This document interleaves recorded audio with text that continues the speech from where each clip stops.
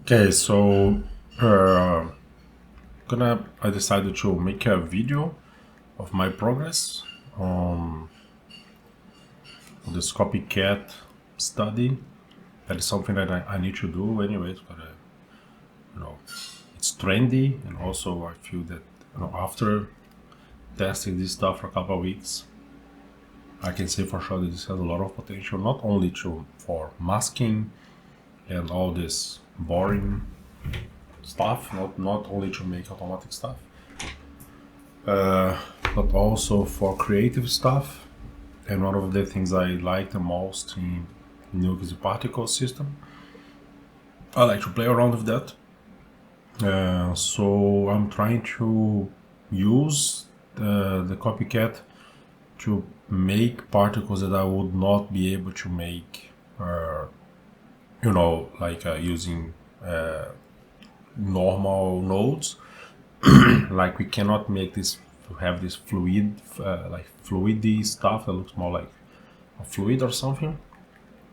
So I'm not gonna explain how copycat works, because there are in Foundry's website, they have the Foundry's YouTube channel. They have a lot of videos that published there recently. There is a big push for this machine learning stuff now, so it's quite easy to find. But in short, you need to provide a ground truth and an input. So what for Roto you provide on the ground truth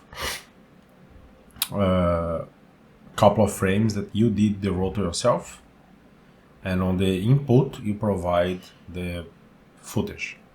So basically, machine learning will try to make what you give as a ground truth. You can think as the result. We try to produce a result using the input. So it will train a machine learning expression algorithm that will look at this and try to produce this.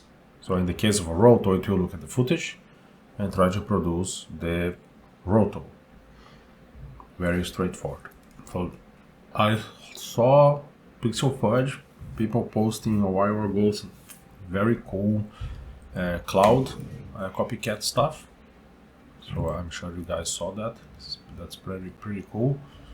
And that is a more creative way of thinking. So if you reverse the way of understanding this, if you give the ground truth, so what I did, I got a bunch of these random blobby things online, very low resolution actually. Did some grading. You stick them on the paint clip, so it's like one after the other one on the like the timeline. I tested first with having color variations, but it did not produce. Some of my inputs were pink, some of them had a little bit of blue. So in this case, as I did not have all the inputs looking exactly the same, so I just made them all at least the same color. Okay, don't forget to remove whatever channel you don't need. In this case, I only have the RGB. This is locking the frame range, and it's connected to it's a clone for the input, so they have to be the same. This just blurs it, and this blur I'm doing more because the resolution is not good. So this will be taken by Copycat as ground truth. So as the thing it needs to copy. So if you give it this, it will produce this for you. So if you don't want this kind of blotchy, low resolution stuff, so that's why I blurred it a little bit. I even use the Copycat upscale thing. If you go here,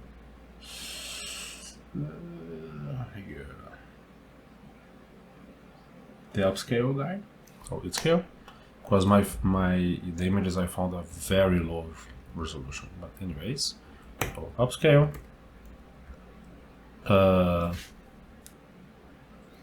I did some in paint.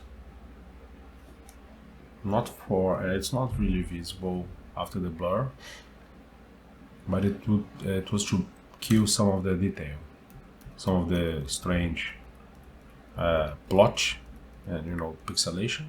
So a little bit of a grade and reformat to the format I want. All right, that's it. So this image, all of them are in the same resolution. They all look the same. And what I'm trying to make here is, that is with this guy will look a little bit different, but it was fine. What I'm trying to do here is what I'm really focusing is the connection between those three balls. This amoeba style gel liquidy thing. So that is my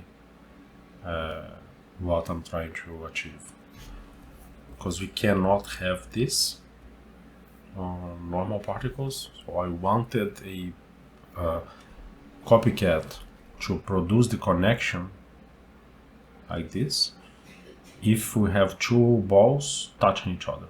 So when the ball is not touching, so it will only give this pink, shady, glowy style.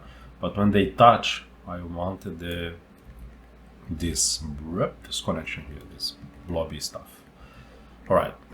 So on this side, I had the same images, exactly the same images. I just copy it like this. Of course, I could just connect, but I just copy like this because I was adjusting the key per image.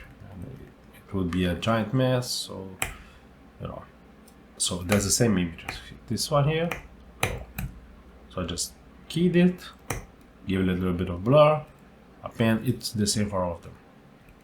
See, some of them are really shit quality, so that's why the blur helps. All right. I'm just shuffling the alpha to all the channels. Great. So this is RGB now, and then I'm killing the alpha. All right. Keep all the RGB.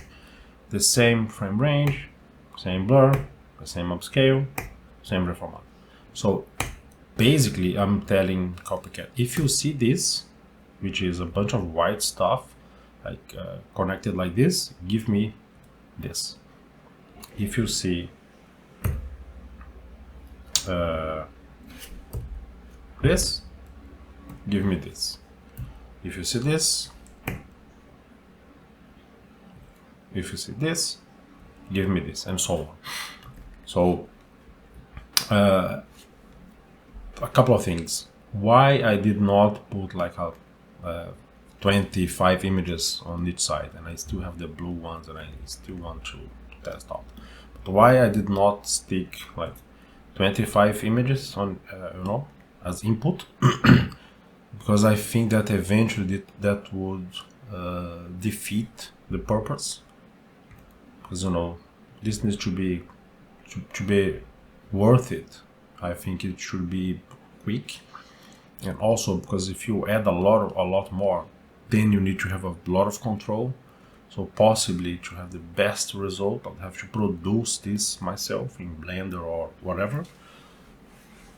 So this is a test with just a few images to see how far this stuff can go in a quick, dirty solution. So this produced a few inferences, because as soon as your training ends, I can show you here. See, it starts really bad with a lot of mistakes. Like it produces one image and then it compares to the ground truth and judges if it's far or not far.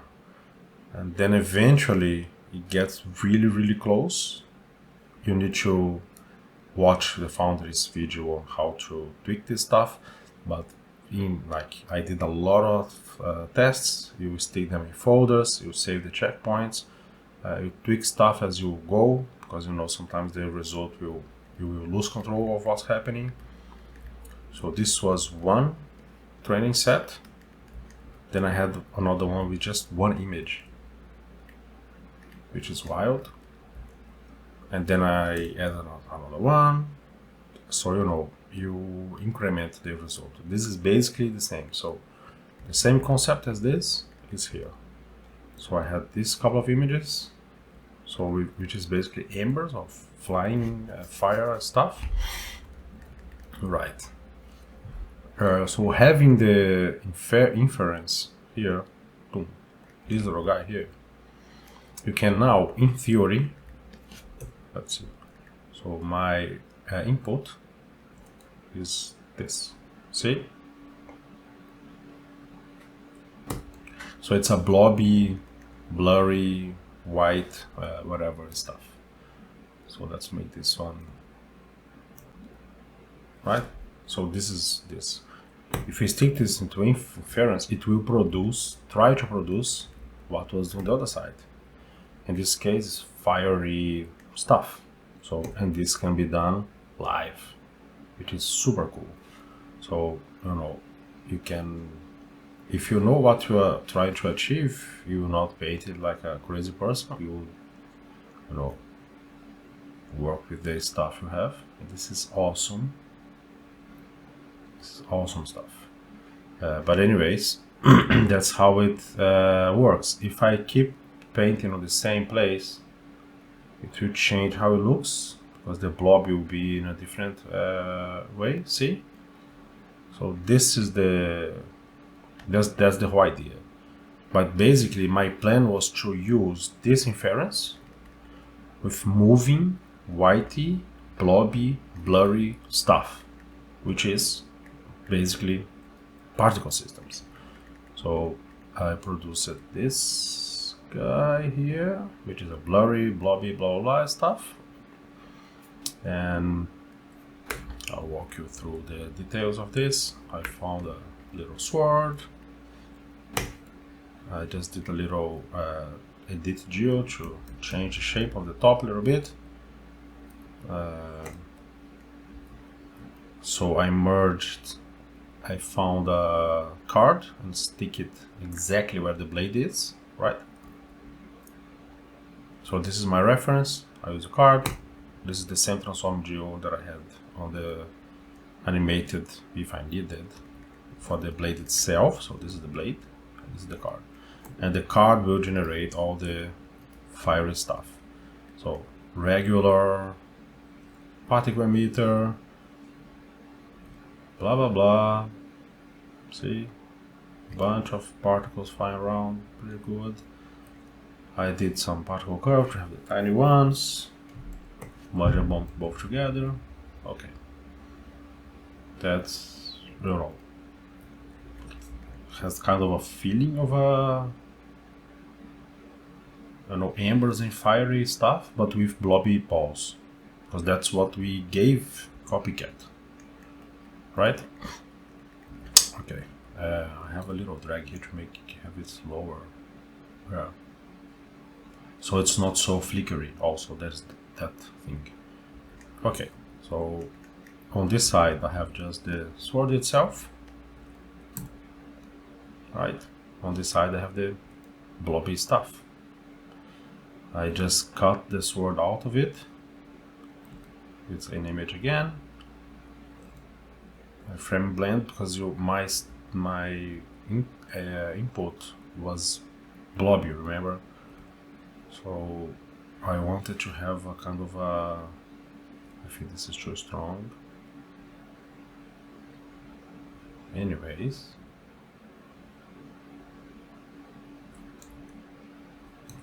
Yeah, here the fire inference.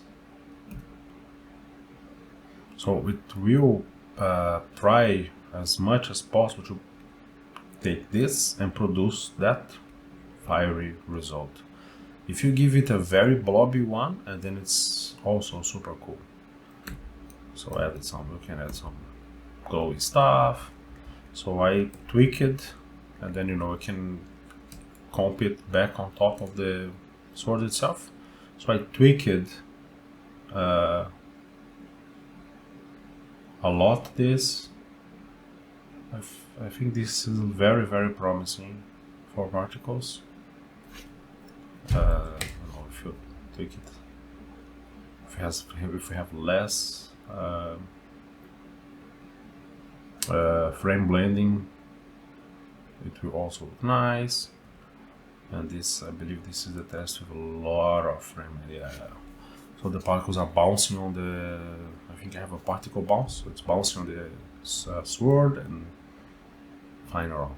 But anyway, so from this, I said, okay, let's try some different simulation, blah, blah, blah. Embers. So this may possibly be the best one so far, which is very blobby. It really behaves like a blob, you know, like a, yeah. It's really cool because it's really connecting. When the little balls, they get closer, they really join, and that's exactly what I was trying to do. So this inference here is further in time than this one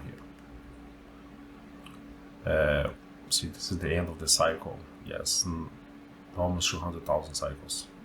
This is possibly the best for this effect, because I was tweaking things and saving inferences. So this is one of the best results. On this one, it's very flickery. It's another inference of another point. See, it's not bad, but it's trying to draw more detail from it. But the little fireballs that separate, they are pretty cool. So can add some nice details anyways. Yeah. Another interesting point. If you have this one, and if you want to add another one, because the simulation, the position of this stuff is exactly the same, keep in mind that they will produce stuff in the same place. If you want to add a little bit of variation, no, this opens infinite possibilities, like for real. And then it will not have be this. Just make a little alpha here.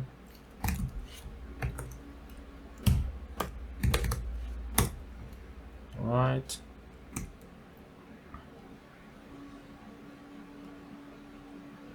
So they are not the same position anymore. You can even drag another one here and have a changing seed in the particle system itself.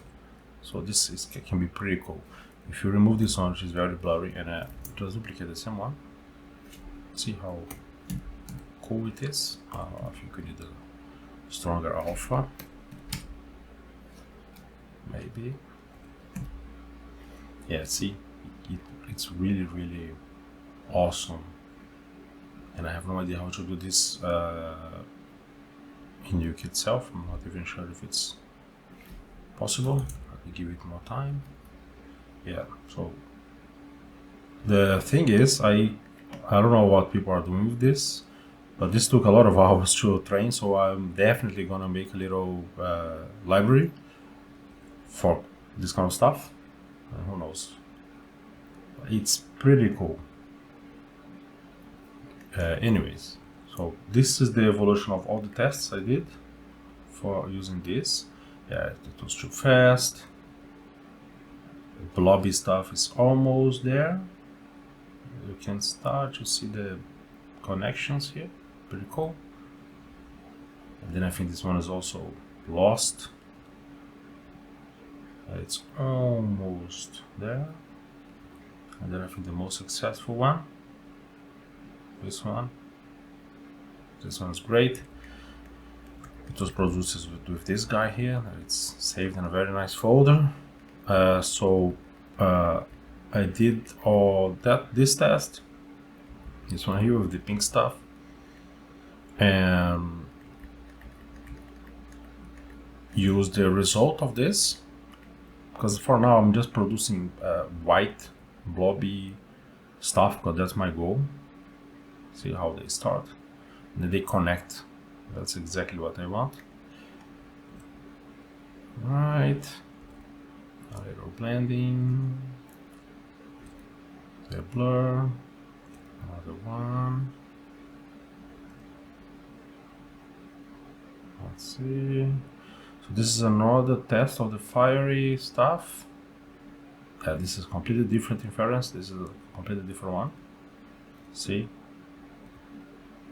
But they do produce a lot of cool stuff, effects. And I also tested the pink lava, what I'm calling pink lava, which is another blobby test, which is this one. So it comes from a particle system that is similar to this. I'm producing the alpha here. So I have several tests. See, the blue one needs a lot of more hours, but it is connecting. It's just not stable enough. It's flickering a lot. You know, it doesn't know where the shadow is, but as I have a good result with the pink one, there is no reason why it would not be, not the pink one, this one here, there is no reason why it would not be able to make it stable. But this one is 100% stable, super sharp, so definitely can work. This is me with that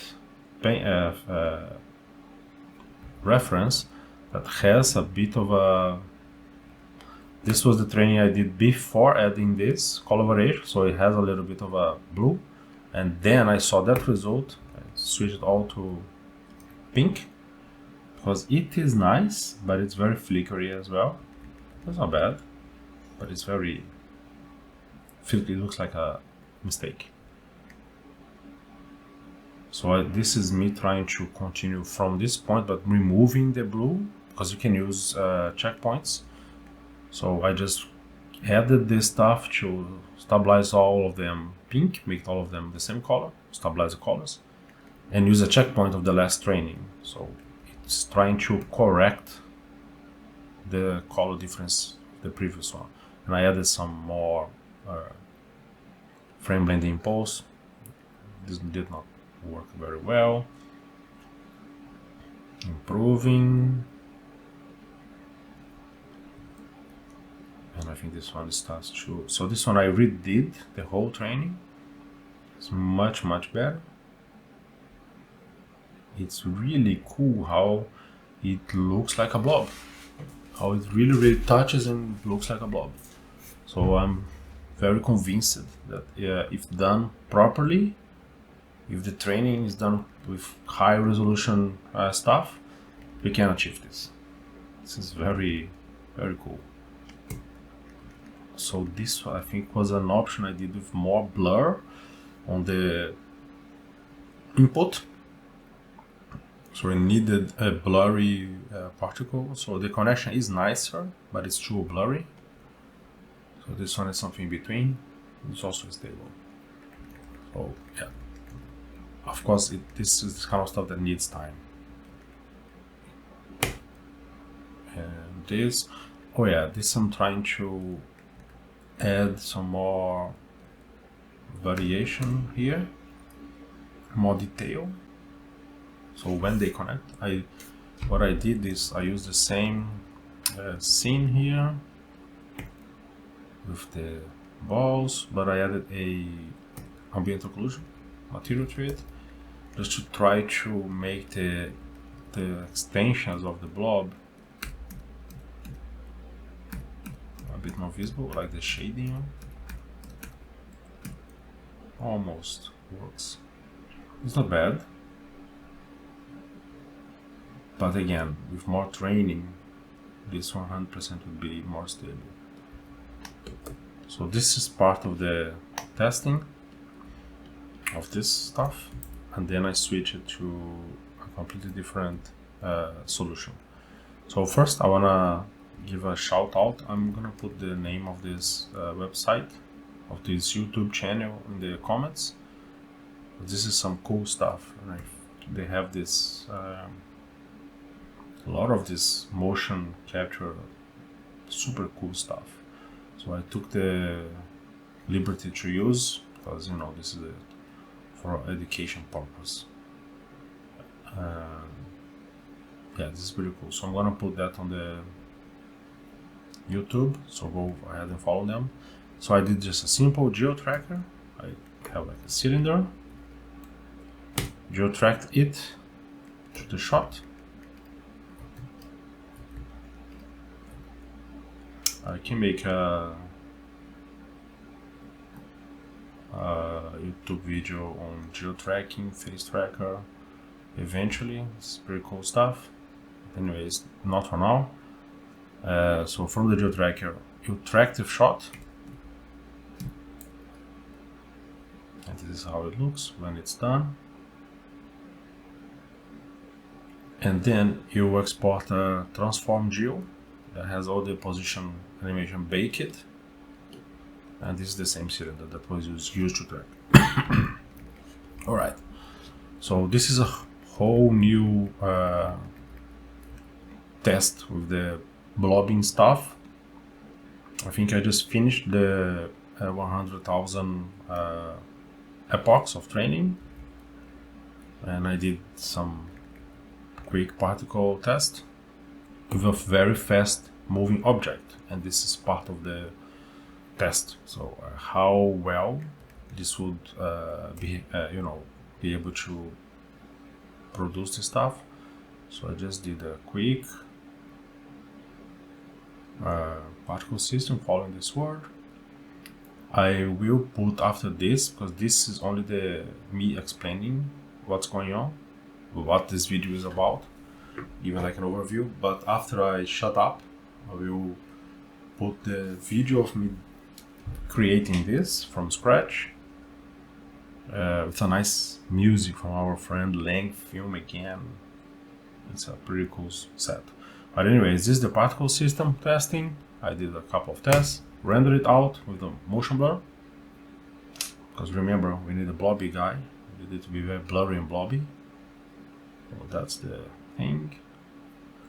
And then, testing. How does it behave with that blue blobby stuff?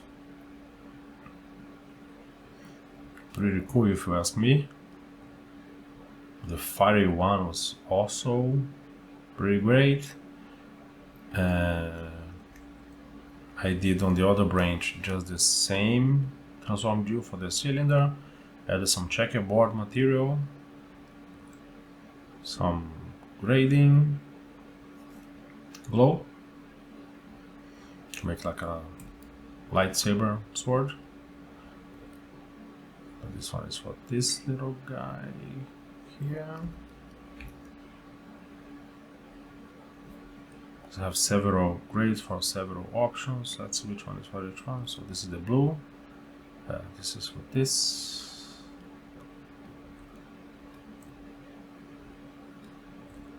Yeah, oops, not this. So I did a lot of tests of this, and it shows a lot of potential. It has to be trained properly, but it shows a lot of potential. This is for the fiery stuff. It's pretty awesome. Yeah, the fiery one may be the best one. So there's the inferences are here.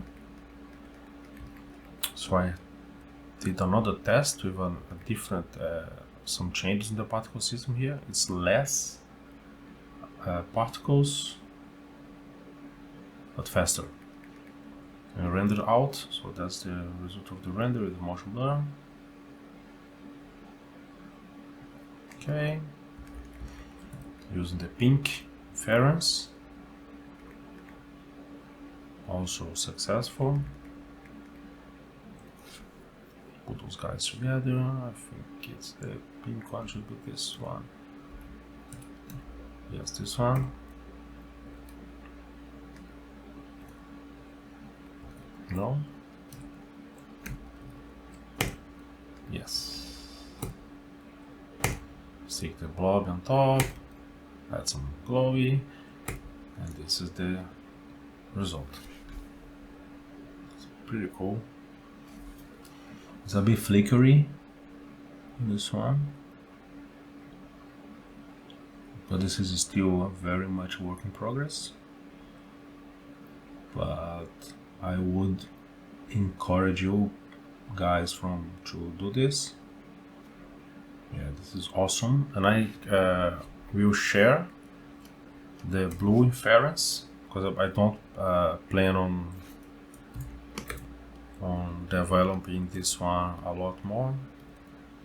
So I will share a link down the description of this channel, of this video, so you guys can test the inference. You just stick it to whatever blobby, blurry, white image and it will produce something like this. Yeah, so this is very much a work in progress, but it does have a lot of potential. The fiery one from this one, this may be the most successful fiery one so far. Let's see how much of a blur I need. Yeah, not a lot. This one is really working well. Whoops. So let's try just take a little bit of a.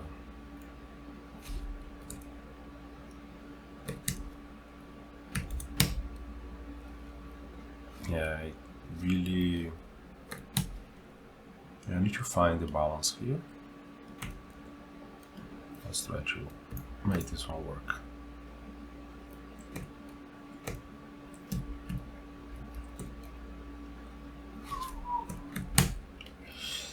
Okay.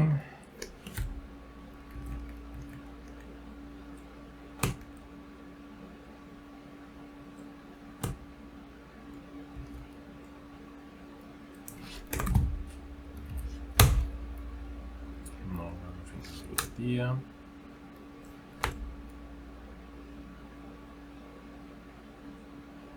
Yeah, let's see, kind of blobbing around the sword. Let's see. Usually this computer should be able to do it quickly.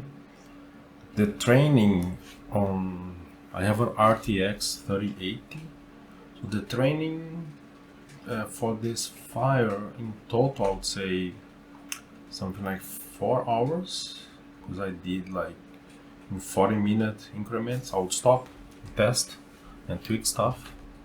So I would say each of them, I think the pink one was also around 4 hours. The blue one I stopped after 1 hour, and I did not advance anymore. I think for that one to work, because of the nuances of color, it's less bright than the other one. I need better input images. Yeah, this is pretty cool. Let's see the end. So I just blurred the particles using the inference, some grade, and make a fake alpha from the RGB. That's only it. So it's really doing all the heavy lifting of changing the particles itself from a white blurry blob to this. So this has a lot of potential, I can't even imagine and this is like a domestic guy testing stuff at home when I have a couple of hours on the weekend. Like a major studio with real intention of using this. This is really powerful stuff. For creative stuff as well, not only for rotos and this more boring stuff. So man, this was a really eye-opening experience, and I highly recommend you guys also run some tests so you can see for yourselves what's going on. I'm gonna try to make it a bit more blurry I think it will behave a bit better. Let's see. Yeah, see, it gets really interesting. So I have a render of the pink one here with a little bit more work, which is almost nothing. It's just a blur, the pink stuff, making the alpha, some animated grading, 2 keyframes, to make it from less bright to brighter, a little bit gray to crunch the alpha a little bit, and a little bit of a blur on the alpha. That's it. And then I have the background. Wait, it will produce it for me. Yeah, so it has a background here. I have this, which is just the intersection between the sword and the pink stuff. And this is the result. It's running a bit too fast, but it can be definitely tweaked. So I will share some of these files so you guys can download and run some tests. And yeah, look out, because this is some real cool stuff that will definitely impact on a lot of workflows, to say the least. And as I said before, now I'll have a long video of me actually producing this setup here, listening to music. So you guys will listen to the same music and see in detail, step by step, how this was built. So it might be cool for someone who wants to watch more particle work, and also me testing out the inferences and see how they respond. One detail, I did not train the alpha channel. So the inferences, they only produce, it says here RGBA, but it does not produce alpha. So that's why I'm faking the alpha. Because, you know, if I add another channel, it will make it even more slower. So I feel that as soon as I find a good balance and proper input images and ground truth, then yes, you can stick a training for the alpha, so we have no odd edges and so on. Alright, enjoy the process and the music. See you guys.